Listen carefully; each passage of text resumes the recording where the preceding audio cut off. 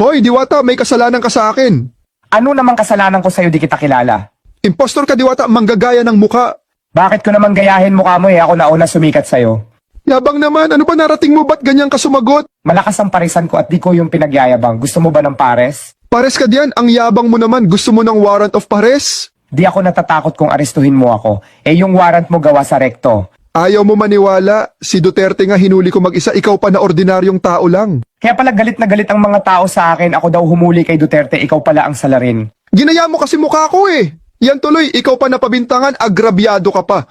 Ako pa talaga magnanakaw ng muka. Kung i-report kaya kita ng copyright. Copyright mo mukha mo, nauna ka lang sumikat pero yung mukha ko ang pinaka-original.